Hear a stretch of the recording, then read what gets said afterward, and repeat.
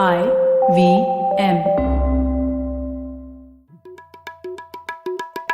भाई हम हिंदुस्तानियों को बतियाना बड़ा पसंद है। बंगाली में अड्डा, उड़िया में खोटी, कन्नड़ा में हरटे और हिंदी में पुलियाबाजी। इस कला के लिए हमारी हर भाषा में एक शब्द है। तो प्रणय और मैं तो अक्सर मिलकर पुलियाबाजी करते ही रहते हैं। हमने सोचा कि आपको भी इसमें शामिल कर लिया जाए।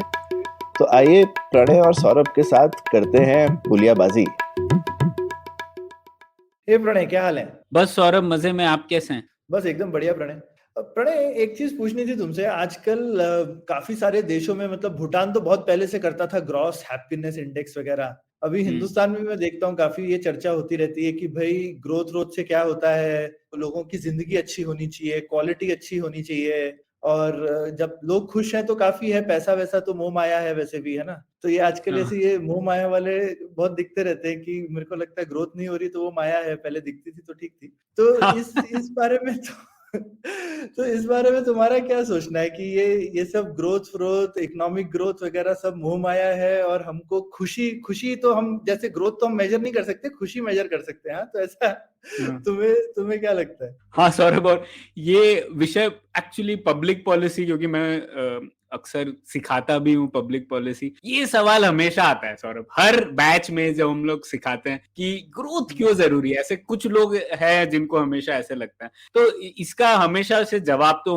हमें पता ही है कि आर्थिक वृद्धि बहुत जरूरी है किसी भी खुशहाली के लिए। और हम लोग हमेशा ये भी बताते हैं कि हर प्रतिशत जीडीपी ग्रोथ से भारत में करीबन 20 लाख लोग गरीबी की सीमा से ऊपर उठते हैं। तो ये एकदम जरूरी है भारत के लिए, और हमारी जो आर्थिक आय है उस लेवल के लिए तो आर्थिक वृद्धि ही जरूरी है। और हम लोगों ने इसके ऊपर भी एक छोटा एपिसोड किया था पिछली बार, जब हम लोग असमानता की बात कर रहे थे। और हम लोगों ने ये भी डिस्कस किया था कि जो ज्यादातर असमानता है विश्व में वो देशों के बीच की है, ना कि देश के अंदर की। तो और देशों के बीच की असमानता कम करनी है तो हम लोग, गरीब देश में इतने अमीर लोग है ही नहीं कि वो बांट सके अपना पैसा जिससे कि सब लोग ऊपर उठ पाए। तो अगर आपको गरीब देशों को बेहतर बनाना है तो आपको जो आर्थिक आय है वो ही बढ़ानी पड़ेगी सब लोगों की उस देश में, जिससे कि एक तो लोगों के पास खुद ज्यादा पैसा हो तो लोग नई चीजें खरीद पाए, स्कूटर खरीद पाए, अच्छा स्कूल में भेज पाए अपने बच्चों को। और दूसरा, अगर हमारी अर्थव्यवस्था अमीर होगी तो हमारी सरकार भी ज्यादा अमीर होगी, और इस सरकार भी ज्यादा जो वितरण वाले व्यवस्थाएं हैं, स्कीम्स हैं, उसमें ज्यादा पैसा बांट पाएंगे। और हम लोगों ने देखा है कि सब जो भी अमीर देश हैं उनमें जो सरकार है वो भी बहुत बड़ी रहती है, मतलब उनका रोल उनकी अर्थव्यवस्था में ज्यादा रहता है। अमेरिका में तो 40% जीडीपी जो है वो सब गवर्नमेंट स्पेंड करती है। हम लोगों ने कई बार ये बात की है। तो इसीलिए आर्थिक वृद्धि काफी जरूरी है। पर मैं जब भी ये बात कहता हूँ लोगों को, आजकल लोग मानते नहीं है ये बात, क्योंकि शायद इसलिए ये हो सकता है कि इसके कारण दो तीन है। सौरभ, आप बताइए, आप किस कारण को ज्यादा मानते हैं इसमें? एक तो कारण मैंने देखा है, कई लोग, अब लोगों ने 1991 के पहले की अर्थव्यवस्था तो देखी ही नहीं है, तो लोगों को एक्चुअल जब ग्रोथ नहीं होता क्या होता है उसका अंदाजा है नहीं। दूसरा ये भी है कि कई बार लोग जो वेस्टर्न कंट्रीज की जो कॉन्वर्सेशन है डेवलपमेंट पे, उससे ज्यादा कनेक्टेड है और उससे ज्यादा प्रभावित भी होते हैं। तो अभी न्यूजीलैंड की प्राइम मिनिस्टर जो है जसिंडा आर्डर्न, उन्होंने बोला कि हमें सोशल प्रोग्रेस इंडेक्स के बारे में सोचना चाहिए, हमें ये आय वगैरह के बारे में नहीं सोचना चाहिए। तो वो चीजों से काफी प्रभावित हो जाते हैं कि यार देखो, न्यूजीलैंड वैसे करता है, हमको भी वैसे करना चाहिए। या फिर जैसे, हाँ, भूटान की आपने बात की, भूटान ने काफी बात चलाई है, और ये तो वेस्टर्न देशों ने इसे भी बढ़ावा दिया है। अब वो चाहते हैं कि देखो क्लाइमेट चेंज हो रहा है, सब लोग अगर अमीर हो जाएंगे तो क्लाइमेट चेंज में प्रॉब्लम होगा, तो आप खुशहाली से ही खुश रहो, आपको क्यों चाहिए कि आप अमीर हो जाओ। तो ऐसी भी बात चल रही है। तो एक वो कारण है, और दूसरा इसका एक एकेडमिक कारण भी है सौरभ, की आजकल की जो इकोनॉमिस्ट लोगों ने भी जो फोकस किया है पिछले 1-2 दशकों से, वो काफी फोकस रहा है कि कैसे आप कुछ स्कीम्स में एक प्रोग्रामेटिक चेंज ले आओ आरसीटी वगैरह से, और वो प्रोग्रामेटिक चेंज से काफी खुशहाली आ सकती है। तो कैसे आप एजुकेशन, एनआरईजीएस में कुछ बदलाव कर सकते हो, या फिर आप नेशनल एजुकेशन मिशन या सर्व शिक्षा अभियान में कुछ बदलाव कर सकते हो, या क्लास में क्या बदलाव कर सकते हो जिससे कि टीचिंग बेहतर हो। तो ये सब इम्पोर्टेंट चीजें हैं, लेकिन फिर भी इन सब चीजों को करने से खुशहाली नहीं आएगी। सबसे मूल चीज जो है वो अभी भी आर्थिक वृद्धि ही है। तो ये बात है। अब मैंने एक एपिसोड सुना हाल ही में, आइडियाज ऑफ इंडिया पॉडकास्ट का, जो श्रुति राजगोपालन है, हमारे पॉडकास्ट में मेहमान भी रह चुकी हैं 2 बार। वो उन्होंने लैंड प्रिचेट है, लैंड प्रिचेट एक काफी फेमस डेवलपमेंट इकोनॉमिस्ट है, तो उनके साथ एक एपिसोड था और उनमें उस एपिसोड में उन्होंने चर्चा की लैंड प्रिचेट के एक पेपर पे। तो वो मुझे लगता है हमें डिस्कस करना चाहिए, क्योंकि उस पेपर में मैं जो ये बात कह रहा था उसका उन्होंने एम्पिरिकल एविडेंस दिया है, तो जिससे कि ये ऐसा ना हो कि सिर्फ मैं कह रहा हूं इसलिए आप मान लो, लेकिन इसका काफी स्ट्रॉन्ग एविडेंस भी है। तो उसी के बारे में चर्चा कर लेते हैं। बिल्कुल। तो इसमें 2-3 चीजें जो तुमने बोली प्रणय, उसमें मेरे ख्याल से कुछ हाईलाइट वाली चीजें, जो खासकर तुमने वही पूछा राइट कि आजकल ये माहौल क्यों बन गया है। तो एक मुझे लगता है कि ये थोड़ा माहौल इसलिए भी बना है कि हम लोग 90 के दशक से अभी हमारा देश काफी अमीर हो भी चुका है ना। तो अब मुझे लगता है खासकर जिस तरीके के बच्चे तुम पढ़ने आते हैं, कोर्स तुम्हारा, या जो जिस तरीके के तबके में हम लोग आपस में लोगों से बात भी करते हैं, वो उनका एक अपना बबल बना हुआ है, और वो अब उतना अभाव वाला बबल नहीं है। ठीक है। और जैसा तुमने बोला, वो एक तो आपने उतना अभाव नहीं देख रहे हो खुद का, तो आपको लगता है, जैसे अमीर लोग हमेशा बोलते हैं ना कि पैसे की क्या जरूरत है, पैसा ही सब कुछ नहीं है ना। तो आप देखो कि पैसा ही सब कुछ नहीं है, ये जब आप ओशो बोलता था ना, भरे पेट का दर्शन है ये सब। मतलब आपका जब एक बार पेट भरा होता है तो आप बोलते हो कि खाने वाने में क्या रखा है, डाइटिंग करनी चाहिए। ठीक है। तो ये सब जो है, इस तरीके के दर्शन जो है, वो जब आपका अभाव कम हो जाता है तो आप में आता है। दूसरा, ये तो तुमने बहुत इंपॉर्टेंट चीज बोली कि हम अभी ग्लोबलाइजेशन कुछ ज्यादा ही है, यूट्यूब, टिकटॉक, इंस्टाग्राम जो भी ले लो, हमारा जो यूथ है वो बहुत कनेक्टेड है ग्लोबल कन्वर्सेशन के साथ। लेकिन अब यूएस यूके में जो रहने वाला बच्चा है, उसकी अलग रियलिटी है, और उनके लिए भी शायद जरूरी होगा, लेकिन उतना जरूरी नहीं है जितना हमारे लिए। बिल्कुल। तो हम कभी कभी ऐसे ना बहक जाते हैं जरा दूर से बेसिकली, और ऐसा बोलने में अच्छा लगता है, देखो हाँ हाँ हम भी एकदम तुम्हारे जैसे ही हैं। लेकिन अभी हमारा देश अलग स्टेज पर है, अलग स्थिति है हमारी, और हमको थोड़ा अपने हिसाब से अपने प्रोग्राम बनाने चाहिए। तो ये मेरे को भी ये 2 चीज लगती है। तो ये पेपर के बारे में बताओ, पेपर में क्या है? हाँ, तो ये पेपर में भी बहुत इंटरेस्टिंग चीज है। तो इस पहले तो जो चर्चा की थी उन दोनों ने, श्रुति और लैंड प्रिचेट ने, उन्होंने यही खुलासा किया कि आर्थिक वृद्धि सिर्फ आवश्यक ही नहीं, पर्याप्त भी है खुशहाली के लिए, अगर आपका देश गरीब हो तो। हाँ, तो ये बहुत जरूरी है। हमको ये तो पता है कि आवश्यक होती है, लेकिन आवश्यक ही नहीं, पर्याप्त भी है, just not necessary, even sufficient. तो मैथमेटिक्स में नेसेसरी एंड सफिशिएंट होता है ना थ्योरम्स के लिए, कि भाई कोई प्रोपोजिशन नेसेसरी भी होना चाहिए और सफिशिएंट भी। बिल्कुल। तो ये बहुत बड़ी बात है। और लैंड प्रिचेट उस कन्वर्सेशन में कहते हैं कि मतलब अगर जब तक आपकी जीडीपी पर कैपिटा $25,000 की नहीं हो जाती, तब तक तो आपको सिर्फ आर्थिक वृद्धि के बारे में ही सोचना चाहिए। अभी तो हम लोग जब सब नीचे करके काम करो, बोल बच्चन मत करो। हाँ, तो अभी हम लोग की तो सिर्फ $2,000 पर कैपिटा है, और 20% लोग अभी भी गरीबी की रेखा से नीचे हैं। तो हमारे लिए तो काफी जरूरी है। तो अब एविडेंस पे आते हैं। हाँ, तो एविडेंस पे उन्होंने ये देखा।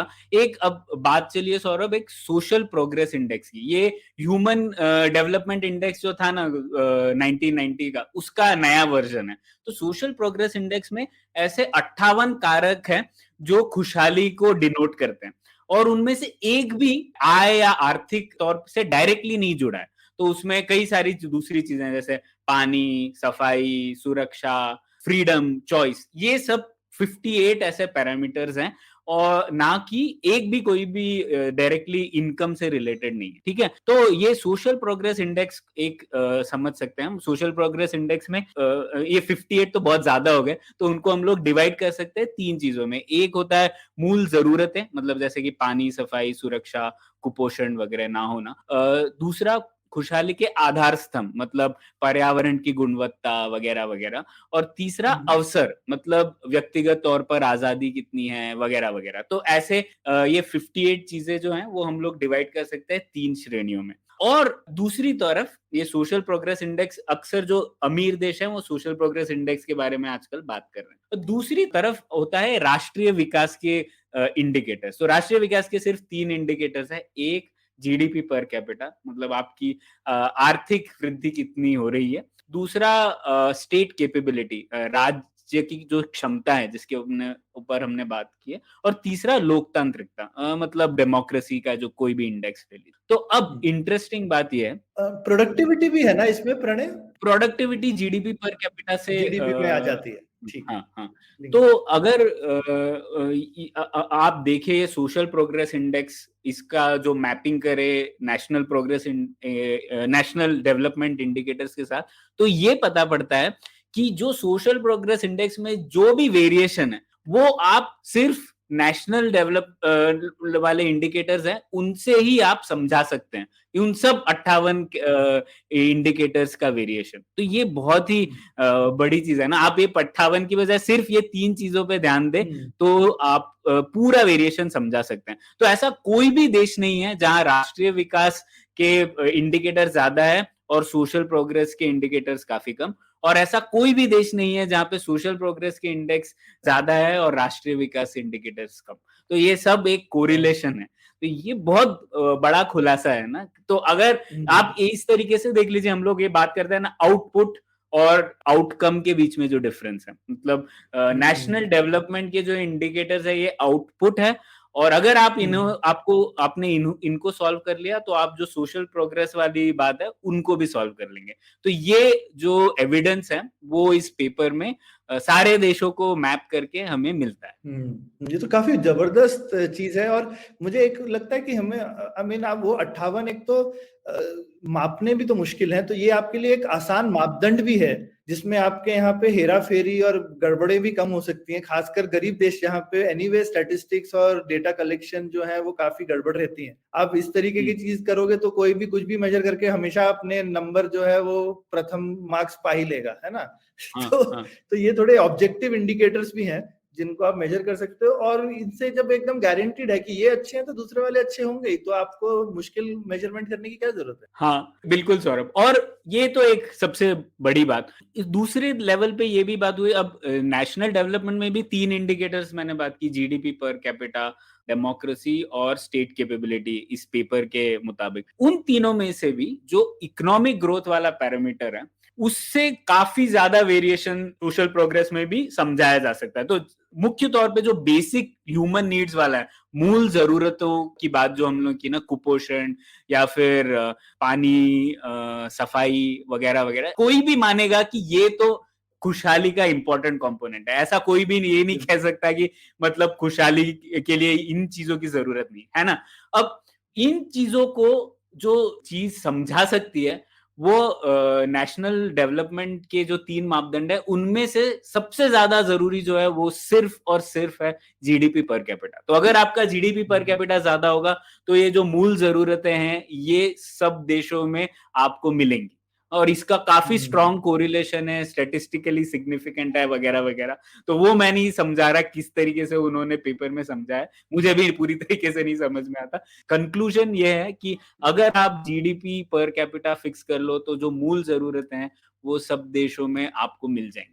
तो ये भी बहुत जरूरी बात है जिसे हमें भूलना नहीं चाहिए। बिल्कुल। और लान प्रिचेट, मतलब जिन्होंने नाम नहीं सुना हो, बहुत ही जाने माने डेवलपमेंट इकोनॉमिस्ट हैं, और मतलब उनका इकोनॉमिक्स और मैथ्स दोनों काफी बराबर है। तो ऐसा नहीं है कि उन्होंने उनके पेपर का वजन जो है वो एक आम पेपर से काफी अधिक होता है। तो बिल्कुल, तो ये तो बहुत ही जबरदस्त रिजल्ट तुमने बताया प्रणय। और सौरभ, इसका इम्प्लीकेशन इसलिए क्योंकि आजकल जैसे क्लाइमेट चेंज जो मुद्दा है उसमें भी कई बार लोग कहते हैं कि यार क्लाइमेट चेंज हो रहा है तो क्यों ना कि क्लाइमेट चेंज रोकने का एक ऐसा तरीका है कि आप ज्यादा अमीर मत हो। अगर आप अमीर होंगे तो फिर आपको सब क्लाइमेट चेंज भी बढ़ेगा। लेकिन ये थोड़ा सोचने का तरीका गलत है। इससे हम लोगों को दोनों चीजें करना है, लेकिन हम लोग ऐसा नहीं कह सकते कि क्लाइमेट चेंज के लिए हम लोग आर्थिक वृद्धि ना छोड़ दे। तो ये सोचना थोड़ा गलत होगा। और इससे एक और इम्प्लीकेशन है कि जो पॉवर्टी, ग्रोथ, वेलबींग, खुशहाली पर जो कॉन्वर्सेशन है वो ग्लोबल तौर पे समान नहीं हो सकती।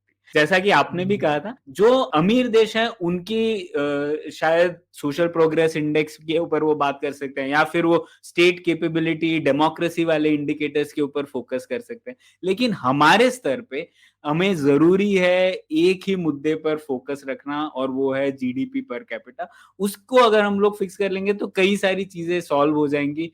क्लाइमेट चेंज पर भी हमारे सरकार के पास ज्यादा पैसा रहेगा उन चीजों को मिटिगेट करने के लिए और उसके ऊपर खर्च करने के लिए। तो इसीलिए इस एक चीज पर फोकस करना काफी जरूरी है। बिल्कुल। तो आई मीन बेसिकली जैसा तुमने शुरू में ही बोला, 2000 मतलब 1.5 लाख रुपए से जब तक हमारी एवरेज इनकम कंट्री की 15 लाख ना हो जाए तब तक सर झुका के काम करते रहो चुपचाप से। ठीक है, मतलब हम अभी तो हिंदुस्तान में 15 लाख लोग एक वन टाइम लेके ही बहुत खुश हो रहे थे, लेकिन हमको अपनी निगाहें और ऊपर लगानी चाहिए। 15 लाख रुपए हर साल चाहिए। ठीक है, तो जब उस लेवल पे पहुंच जाए तो फिर आगे कुछ सोचना चाहिए, पर तब तक दिल्ली बहुत दूर है।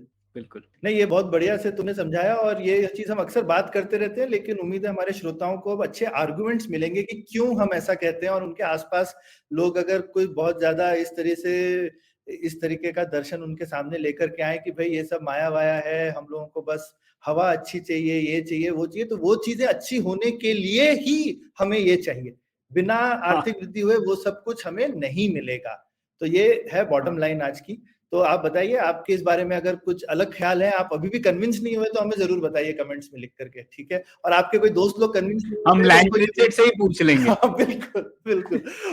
और आपके कोई दोस्त लोग कन्विंस नहीं हो रहे हैं तो उनको ये वीडियो शेयर कीजिए। चलिए, thank you so much. Thank you. उम्मीद है आपको भी मजा आया। यह पॉडकास्ट संभव हो पाया है तक्षशिला इंस्टीट्यूशन के सपोर्ट के कारण। तक्षशिला पब्लिक पॉलिसी में शिक्षा और अनुसंधान के लिए स्थापित एक स्वतंत्र संस्था है। आप दुनिया के किसी भी कोने में हो, आपकी उम्र कुछ भी हो, अगर आप पब्लिक पॉलिसी, विदेश नीति या टेक्नोलॉजी गवर्नेंस में रुचि रखते हैं तो तक्षशिला की वेबसाइट takshashila.org.in पर उनके कोर्सेज को जरूर चेक कीजिए। और अगर आप पुलियाबाजी में शामिल होना चाहते हैं तो हमसे कनेक्ट कीजिए puliyabazi@gmail.com पर या फिर @puliyabazi ट्विटर पर। शुक्रिया। Hey, it's been another great week on the IVM Podcast Network.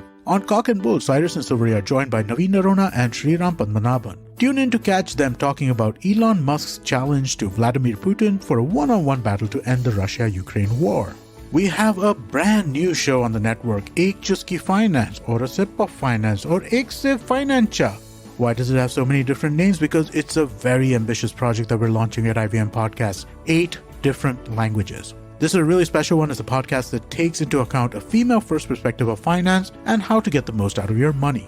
On Advertising is Dead, Varun talks to Malini Agarwal, founder and creative director of Miss Malini Entertainment. Their conversation takes us through the journey of establishing Miss Malini, how it began as a blog and eventually became an empire. On the Habit Coach podcast, Ashton is in conversation with Roberta Hughes, founder and lead instructor, Peaceful Living, where they discuss how to add self-care into our daily routines. On Ikka Dukka Economy, Abhinav talks about how the war between Ukraine and Russia will impact India and the world's middle class. On Puliyabazi, the hosts talk about the concept of one nation, one election. Do follow us on social media. We're IVM Podcast on Twitter, Facebook, Instagram, and LinkedIn. And remember, if you're enjoying this show or any of our other shows for that matter, please do tell a friend. Also, don't forget to rate us on any platform that you might be listening to us. You can also check us out on YouTube. We have a webpage, ivmpodcast.com/YouTube, where a list of all our channels are. And finally, we'd like to thank our sponsors this week, SBI Life Insurance, Bank of Baroda, India Water Portal, and Max Life Insurance. Thank you so much for making this possible.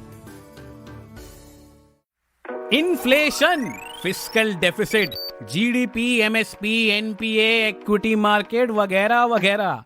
दोस्तों, हमने सारे शब्द TV या अखबार में जरूर देखे होंगे या फिर सुने होंगे, पर हम में से कितने लोग हैं जो ये जानते हैं कि इन सब का सीधा प्रभाव पड़ता है हमारी सैलरी पर, हमारे इंक्रीमेंट पर और कमबख्त हमारे खर्चों पर। दोस्तों, मेरा नाम है अभिनव त्रिवेदी और मैं बात कर रहा हूँ इक्का दुक्का इकोनॉमी पॉडकास्ट से, जहाँ पे इस तरह के इकोनॉमिक और फाइनेंशियल टर्म्स को मैं जोड़ूंगा सीधा आपकी जेब से। हर मंगलवार एक नया एपिसोड सुने IVM पॉडकास्ट की वेबसाइट, ऐप या फिर किसी भी अन्य पॉडकास्ट प्लेटफॉर्म पर।